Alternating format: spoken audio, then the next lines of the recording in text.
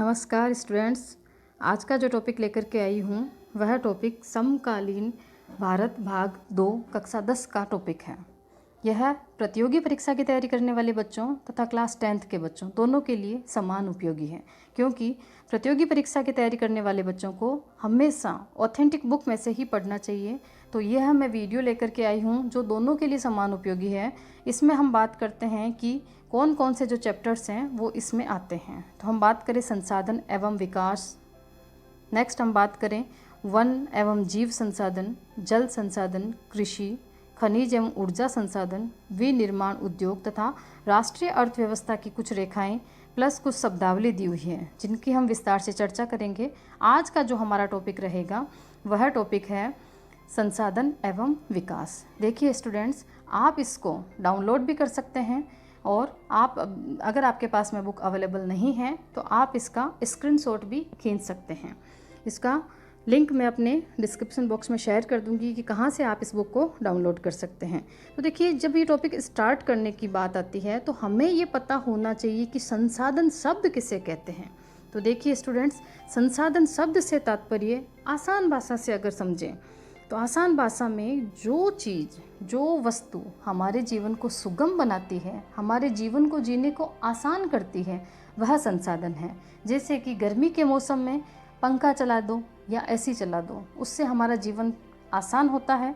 तो पंखा हमारे लिए एक संसाधन है। पर क्या पंखा संसाधन है? नहीं। पंखा जिस चीज़ से चलता है, अर्थात ऊर्जा से चलता है, विद्युत ऊर्जा से चलता है, तो वह एक संसाधन है। उसी प्रकार एक किसान है। अब किसान के द्वारा अगर हम बात करें, वो जीवन यापन कैसे करता है? किसान के द्वारा जीवन यापन भूमि में कृषि की उपज करके किया जाता है, अर्थात जो भूमि है वो उसके लिए क्या है? संसाधन है। उसी प्रकार वह सिंचाई करता है तो जल उसके लिए क्या है? संसाधन है। इसी प्रकार पहाड़ी भागों में हम देखते हैं कि खनिजों का भंडारण होता है, तो खनिज भी एक संसाधन है। तो संसाधन शब्द से तात्पर्य क्या हुआ? वह वस्तु जो हमारे जीवन को आराम पहुंचाती हो, यह साधारण भाषा में हम कह सकते हैं संसाधन कहलाता है। अब प्रत्येक संसाधन की बात करें, प्रकृति का उपहार नहीं हो सकता। तो संसाधन कितने प्रकार के होते हैं? संसाधन की प्रकृति तथा उनके प्रकार को समझने के लिए हम यह देखेंगे कि भिन्न भिन्न भागों में संसाधन को बांटा गया है। सबसे पहले हम देखेंगे उत्पत्ति के आधार पर। यहाँ हम देखते हैं उत्पत्ति के आधार पर संसाधन। देखिए, उत्पत्ति के आधार पर संसाधन दो भाग में बांटे गए हैं, जैव संसाधन और अजैव संसाधन। देखिए, जैव संसाधन हम खुद हैं। मनुष्य स्वयं एक जैव संसाधन है। तो मनुष्य है तो और कौन कौन सी सामग्री हो सकती है? जैसे कि जिसमें जीवन हो, वनस्पति हो गई, प्राणी मात्र में हम देखें वनस्पतियां हैं, मत्स्य है, पशुधन है, ये सभी जैव संसाधन होते हैं जिनमें जीवन हो। तो अजैव संसाधन कौन से होते हैं? जैसे हम उदाहरण के लिए ले लें कि चट्टान में जीवन नहीं होता है, अर्थात वो क्या संसाधन है? अजैव संसाधन है। दूसरे की अगर हम बात करें, ख की बात करें, तो यहाँ पर है समाप्यता के आधार पर। देखिए, समाप्यता के आधार पर भी हम संसाधनों को दो भागों में बांटेंगे। समाप्यता से तात्पर्य है खत्म होना या समाप्त हो जाना। तो ऐसे संसाधन जो कि एक निश्चित समय के बाद में समाप्त हो जाएंगे, या फिर हम ऐसे कह सकते हैं कुछ ऐसे संसाधन होते हैं जिनका हम पुनर्निर्माण कर सकते हैं। तो समाप्ति के आधार पर दो पार्ट में डिवाइड है। पहला आता है नवीकरण योग्य। तो देखिए स्टूडेंट्स, नवीकरण योग्य वह संसाधन होंगे जिसका हम पुनर्निर्माण कर सकते हैं, वो कहलाएंगे नवीकरण योग्य। और अनवीकरण योग्य जैसे कि हम पुनर्निर्माण नहीं कर सकते हैं। ठीक है स्टूडेंट्स, इनका हम अलग से डिस्क्रिप्शन में अध्ययन करेंगे। नेक्स्ट हम बात करते हैं स्वामित्व के आधार पर।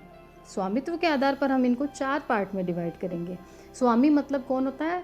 जिनका मालिक की बात करते हैं, जिनका खुद का हक बनता है। देखो, अगर किसी संसाधन पर किसी एक व्यक्ति का हक है, मालिकाना अधिकार है, स्वामित्व है, तो हम उसे कह देंगे व्यक्तिगत संसाधन। जैसे किसी का खेत है, समझ लीजिए कोई मेरा खेत है, तो वह मेरी व्यक्तिगत संपत्ति है, तो मैं उसे कह दूंगी व्यक्तिगत संसाधन। लेकिन अगर हम बात करें व्यक्तिगत संसाधन, एक व्यक्ति का अधिकार। समुदाय की अगर हम बात करें, किसी विशेष समुदाय का अधिकार हो, जैसे हम देखते हैं कोई गार्डन देखते हैं, कोई पार्क देखते हैं, ठीक है, या कोई शमशान भूमि वाला एरिया लीजिए या कोई तालाब दे दीजिए। कुछ समुदाय विशेष के लोग हैं जो उनका ध्यान रखते हैं, उनकी साफ़ सफाई का ध्यान रखते हैं, उनको अगर कोई क्षति हो जाती है तो उसका हम देखेंगे कि निर्माण कार्य करवाते हैं। तो वो होता है समुदाय विशेष का संसाधन, तो सामुदायिक संसाधन। नेक्स्ट हम बात करते हैं राष्ट्रीय संसाधन की। देखिए, वैसे किसी भी देश में जितनी भी संपत्ति होती है वो उस राष्ट्र की ही संपत्ति होती है, ठीक है, परंतु फिर भी संपत्ति को हमने जैसे व्यक्तिगत संपत्ति और सामुदायिक में बांटा है, तो किसी निश्चित भूभाग में किसी देश का जहाँ पर शासन है वहाँ पर जो संपत्ति होती है वो राष्ट्रीय संपत्ति कहलाती है। अंतर्राष्ट्रीय संपत्ति की बात करें तो देखिए, हमारी जो समुद्री रेखा है, हम समुद्री रेखा की अगर बात करें, हम कहते हैं कि 200 नॉटिकल मील दूर तक प्रत्येक देश की समुद्री रेखा मानी जाती है, पर जब 200 नॉटिकल मील के आगे की अगर हम बात करते हैं तो वो अंतर्राष्ट्रीय संसाधन के क्षेत्र में आ जाएगी। अब नेक्स्ट हम बात करते हैं विकास के स्तर के आधार पर। किसके आधार पर? विकास के स्तर के आधार पर हम बांटते हैं संभावी और उत्पत्ति के आधार पर लिया हमने, फिर हमने लिया समाप्यता के आधार पर, फिर हमने लिया स्वामित्व के आधार पर, फिर हमने लिया विकास के आधार पर। विकास के आधार पर चर्चा चल रही थी, इसमें हम कहते हैं संभावी, विकसित, भंडार और संचित कोष। अलग से हम देखेंगे। अभी के लिए हम देखते हैं कि कोई भी संसाधन हो उसको कितने क्षेत्र में बांटा जा सकता है। तो देखिए, भिन्न भिन्न जो संसाधन हैं उन्हें मोटा मोटी हम देखें तो 2 क्षेत्र में बांटेंगे, प्राकृतिक क्षेत्र, नेक्स्ट बात करें मानवीय क्षेत्र। तो संसाधन जो होते हैं, कुछ संसाधन प्राकृतिक संसाधन होते हैं।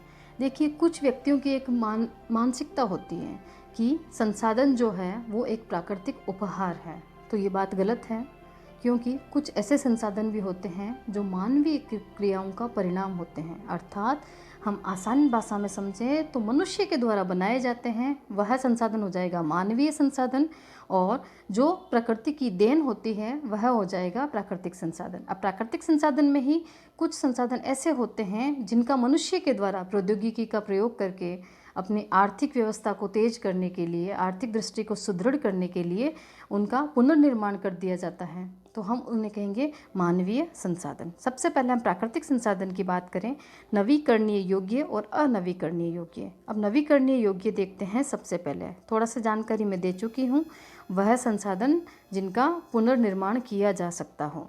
देखिए, कुछ क्षेत्र होते हैं, कुछ जो सतत चलती हैं, जैसे पवन है, पवन मतलब वायु, जल है, सूर्य की रोशनी है, ये सब चीज़ें क्या होती हैं, ये सतत रहने वाली, सतत मतलब लगातार रहने वाली है, और इनका प्रयोग प्रौद्योगिकी के माध्यम से मनुष्य करता है, और मनुष्य के द्वारा जैसे हम देखते हैं पवन ऊर्जा, जल ऊर्जा, सौर ऊर्जा आदि का निर्माण किया जाता है। तो नवीकरणीय योग्य जो भी संसाधन है वह प्राकृतिक होते हुए भी मानवीय संसाधन होते हैं।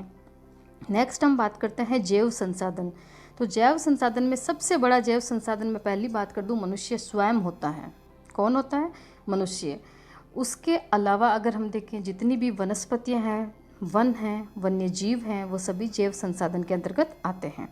अनवीकरणीय योग्य की बात करें, प्राकृतिक संसाधन जो कि अनवीकरणीय हैं, उनकी अगर हम बात करें वह पुनः 2 भागों में डिवाइड किए गए हैं, पुनः चक्रीय धातु और अचक्रीय। पुनः चक्रीय शब्द से ही पता चलता है बेटा, जब पुनः लिखा होता है तात्पर्य क्या होता है, उस चक्र को ऐसे घुमा करके हम पुनर्निर्माण कर सकते हैं। जैसे कि भी कोई धातु मिला है, हम कहते हैं ना धातु से बर्तन का निर्माण कर देते हैं, एक धातु का दूसरे धातु के साथ में संयोग करके हम तीसरे धातु का निर्माण कर देते हैं, वह आता है पुनः चक्रीय। अचक्रीय वह संसाधन, वह प्राकृतिक संसाधन जो एक बार ही प्रयोग में लिया जा सके, अर्थात उसका दूसरी बार प्रयोग नहीं होता है, वह कहलाता है जीवाश्म ईंधन, या फिर हम कह दें अचक्रीय संसाधन। इसी के साथ आज का टॉपिक एंड करते हैं। Thank you. नेक्स्ट टॉपिक में हम संसाधन पार्ट 2 में मिलेंगे।